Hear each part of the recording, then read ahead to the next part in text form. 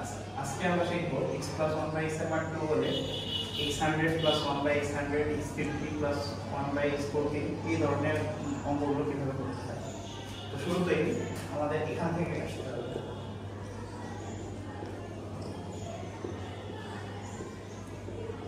x plus 1 by x equal to 2 বা x যদি লসাগু হয় তাহলে এখানে হয় x square plus 1 is equal to 2 বা x square plus 1 is equal to 2x বা x square minus 2x plus 1 is equal to 0 into x এদিকে আসলে বিয়োগ হয়ে যাবে বা এটা কিন্তু এইভাবে লেখা যায় x into 1 plus 1 by whole square is equal to 0 বা x minus 1 whole square is equal to 0 বা x minus 1 is equal to 0 অতএব x is equal to 1।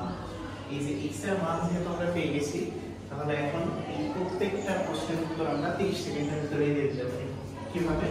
যেমন x 100 plus 1 by x 100 বা is equal to x এর মান যেহেতু 1 plus 1 by 1 to the power 100 অতএব 1 এর পাওয়ার 100 হইলেও 1 এক কোটি হইলেও 1 তাহলে 1 plus 1 by 1 বা 1 plus 1 is equal to 2।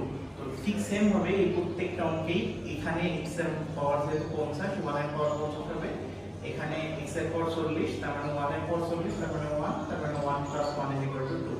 তো এই যে আমরা এখান থেকে যদি এই ধরনের সবগুলো অঙ্ক অ্যানসারই কিন্তু খুব সুন্দর করে বের করে ফেলতে পারি।